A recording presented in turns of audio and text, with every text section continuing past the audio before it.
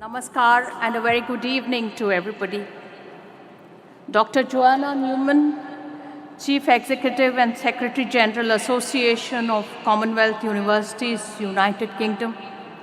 Sri Naveen Jindal, the founder and Chancellor of O.P. Jindal Global University, and the family of Sri O.P. Jindal, Learned Attorney General for India, Sri Venkatramani, Justice Nambiar of the Kerala High Court, who is also getting his own degree today, Dr. Professor C. Rajkumar, Founding Vice Chancellor, Professor Patnaik, Registrar, learned deans, faculties of various centers of excellence of O.P. Jindal Global University, my dear graduates, and the proud parents, families, and friends, distinguished invitees, members from the press and media, ladies and gentlemen.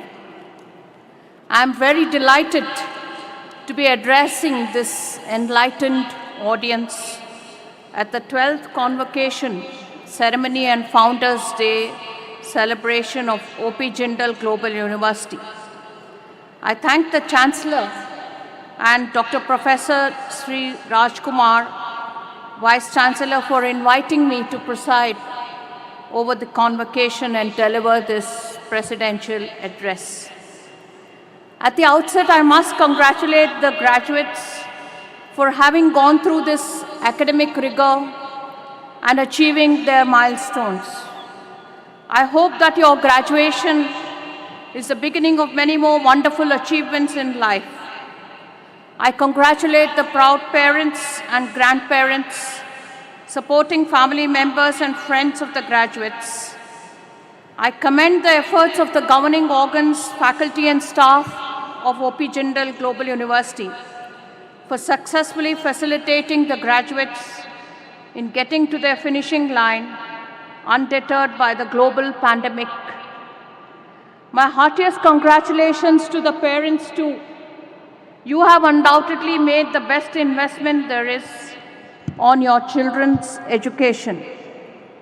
Dear graduates, please take a moment to acknowledge the sacrifices that your parents have made to enable you to get to this day.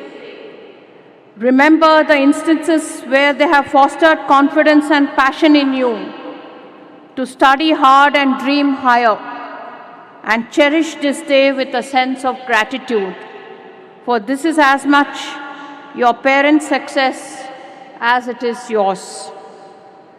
Jindal Global University was established in the year 2009 as a philanthropic initiative and has pioneered a galaxy of institutions encompassing almost every field of education.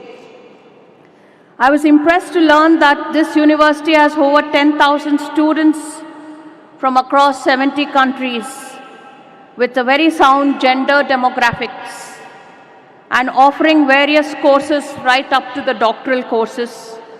It has 1,100 faculty from across 50 countries.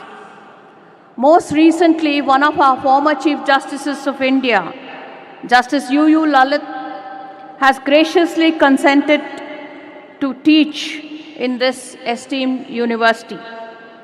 JGU has today become a role model for institutional excellence in higher education among leading institutions in the world. I congratulate the students, faculty, and administration of the O.P. Jindal Global University for their contribution towards this remarkable feat. Having regard to the vision of this university, I have chosen as my presidential address the topic Nurturing Our Constitutional Culture, a high calling for universities. Our core democratic institutions are vital intermediaries between citizens and governments that serve both the popular rule and the rule of law. We have the political institutions in the legislature. We have the apolitical institution in the form of courts. We have the independent media, voluntary organizations, and community organizations. But the past several years have occasioned introspection or soul searching within many of these institutions. But one critical institution that has been absent from these conversations, namely our colleges and universities, which are indispensable to a liberal democracy guided by the rule of law.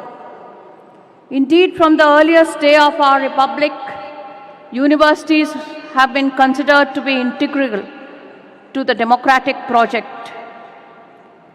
Therefore, universities must purposefully and self-consciously embrace their role as one of the stewards of our constitutional culture and liberal democracy governed by the rule of law.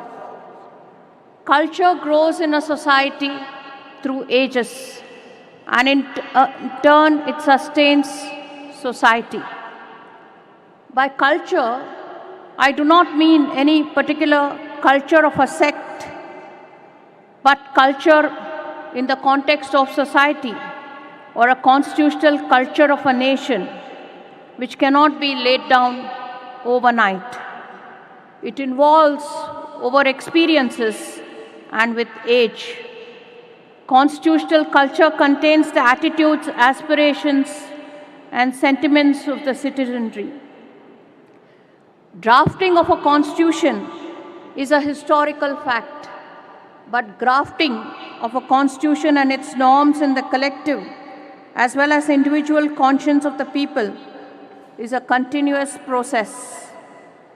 Today I must remember Justice H.R. Khanna, a judge of the Supreme Court, who stated in his book, Making of the Indian Constitution, and I quote, "A constitution is not a parchment of paper. It is a way of life and has to be lived up to." Dr. Ambedkar remarked, "No matter how good a constitution is, it can only be effective when there is the presence of sagacity of individuals and the masses. The sagacity or wisdom of the citizenry is a dominating factor in constitutional mobilization." John Dewey, an American philosopher and educational reformer, wrote that constitutional culture has to be cultivated anew every generation, and education is the midwife. Clearly, the idea of liberal higher education is essential to the preservation of our democracy and constitutional culture, which is an enduring cornerstone for our shared history. What then is the mandate of the universities? What is the role of the curriculum and faculty in tapping the boundless reservoir of intellectual and moral energy available in a university to make our nation better? Nowhere is this challenge more compelling than in how we educate and inspire our students to be good citizens. According to Albert Einstein, education has two central functions relating to the individual and the society. One, to educate the individual as a free individual, and two, to educate the individual as a part of society. A consensus has emerged that the multifaceted ideals of our Constitution are supported by the four pillars, namely knowledge, skills, values, and aspirations. These pillars are in turn founded on ideal citizenship. Civic knowledge refers to a familiarity with the history and theory of our Constitution. Such knowledge ensures that one brings to public life a nuanced understanding of the past and the present. Civic skills entail, among other things, critical reasoning and skills that enable citizens both to discern truth from falsehood and also to translate ideas into collective action.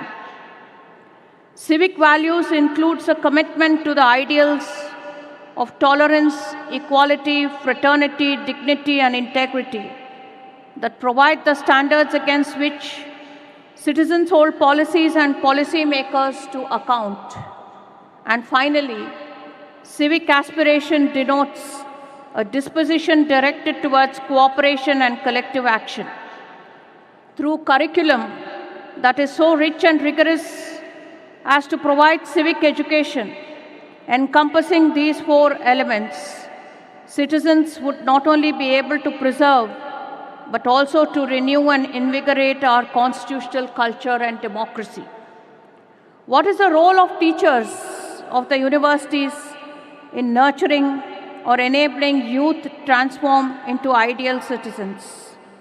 According to the great administrator and educator, Sri V.S. Srinivasa Shastri, there are three basic postulates of ideal citizenship. First, a sense of public spirit, or the desire to sink one's own personal ends in the larger interests of the community. Second, practical common sense, a shrewd eye on the affairs of the world. And third, the ability to understand and appreciate what lies at the bottom of the welfare of the society. That is, what are the different elements that contribute to create that welfare. In my view, these values of ideal citizenship can be what is known as internal values and external values. Internal values are that of honesty and integrity, humility, ability to shun greed, lust, pride, and envy. External values are of good citizenship, some of which are envisaged in Part 4A of our Constitution. It is important to consider whose responsibility it is to inculcate all these values in citizens. This question would lead to the acknowledgement of the role of a teacher in building a nation and a responsible citizenry. In the words of the Roman statesman Marcus Cicero, what greater or better gift can we offer the Republic than to teach and instruct our youth? It is the quality and nature of the individuals that our education system produces and the interrelationship they are capable of that will determine the socio-economic and political fabric of our nation. What then is the role of the teachers in a university or an educational institution? They must be transformative agents of change.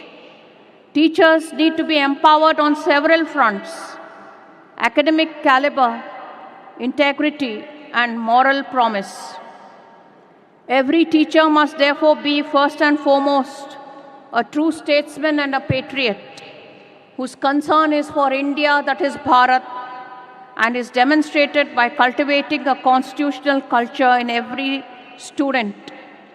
I believe that the task of a good university is not merely to test the mettle and stamina of brilliant minds, but to guide them towards enlightenment, enabling thereby the most fruitful and holistic use of their students' intelligence and humanity.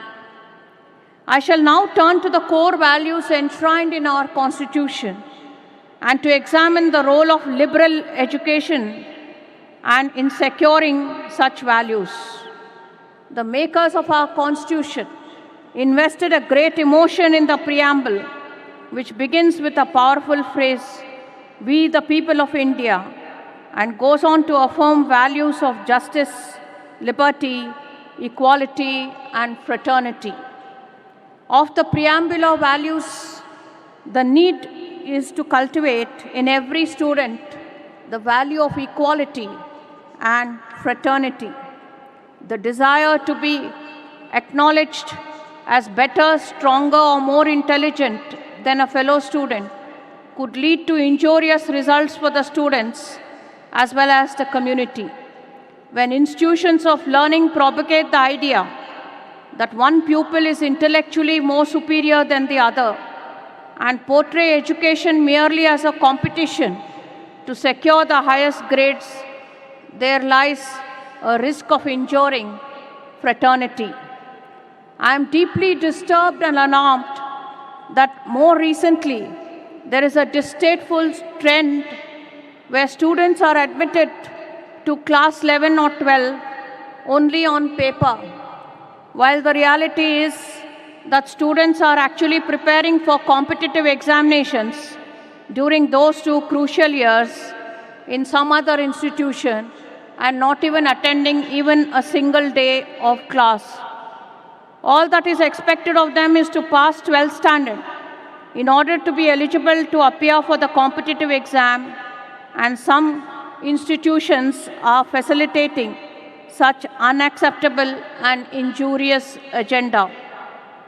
While such candidates may ultimately secure admission into coveted universities and colleges, the question is to ask whether the real goal of education has been achieved. In such cases, a degree or even multiple has not enabled students to enter the Republic as renewed citizens. A system of education centered around ranks, seats, interviews, scores, etc., often makes us wonder if we have, at some point, lost sight of the real objectives of education. The aim of education should be to train independently acting and thinking individuals who would serve the country and the community. The goal of education is compatible with our constitutional goal of fraternity.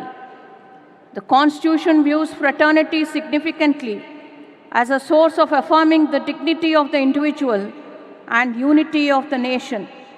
The former is accomplished by recognizing the moral equality of individuals, upheld through mutual respect despite all our differences of religious belief, caste, language, culture, ethnicity, class, and gender. The idea of unity of the nation being derived from fraternity is even more significant. Fraternity, in my view, is the key for deepening of our democracy. The seeds of respect for fraternity, equality, dignity must be sown in every child at a tender age and must be nurtured through childhood, adolescence, and early adulthood. It is only then that the real value of Constitution can be captured. The nation today is at a juncture wherein educational accountability is critical. This calls for a shift towards a more society-centered approach to education. That is, education needs to focus on developing commonly shared and widely entrenched values and obligations. Education must echo the authentic voice of our constitutional culture. Further, in recent years, there has been much emphasis on the need for good governance and contemplation on the means through which the same can be achieved. Citizens must not only seek merely to be consumers of good governance, but must be co-creators of the same. It must therefore be our foremost national agenda to educate, empower, and build character of every citizen of our nation so that they are able to contribute towards achievement of the lofty objective of good governance. Friends, great souls often live by design rather than by accident, and it requires an inner character to live life in that way. Living as desired life demands conviction and commitment for the very purpose of that living. It is equally applicable in the case of a nation. While the formation of Union of India and the establishment of constitutional governance, we have stepped into a desired path, eloquently spelt out in the preamble of the Indian Constitution. We must believe in the constitutional values. The Constitution is an organic document built up by brick in the course of time, and each one of us has a benign obligation to sustain the structure and to build on it. Before concluding, I must specifically address the graduates. Dr. Joanna has addressed on the journeys, but I would like to say that in my view, the most important frontier of education is the vast realm of human experience that lies outside the realm of formal education. It is in this context that I emphasize that the need of the graduates for learning should in no way diminish following your graduation from this esteemed university.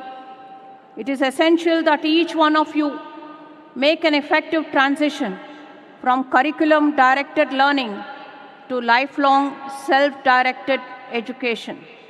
I also hope that every one of the graduates continues to endeavor to expand his or her civic knowledge base and cultivate civic skills and dispositions. This would primarily demand knowledge of the principles which guide our democracy based on the rule of law. Second, it would require every one of you to cultivate skills essential for responsible citizenship, such as the ability to weigh evidence, grasp conflicting perspectives, and make and defend arguments in a logical, reasoned, evidence-based manner. Third, it would require you to develop dispositions essential for functioning of a diverse democratic society, including the values of tolerance, empathy, open-mindedness, respect for differing perspectives, environmental awareness, etc.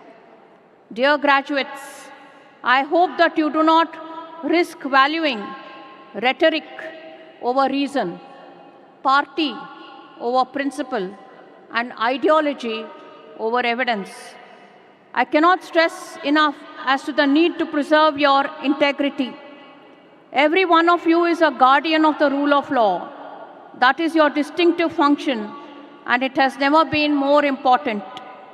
Every one of us is uniquely responsible for the integrity of the law, of fact-finding, of truth-finding, the antidotes to chaos, and to the capacity of power to push aside reason, fairness, and principle. That is a high calling, and I hope that each one of you will effectively answer that call. On that note, I delightfully launch every one of the graduates on what I hope will be a purposeful life and career. I once again thank the O.P. Jindal Global University for inviting me to deliver the presidential address this evening. I thank you all for your kind attention. Namaskar.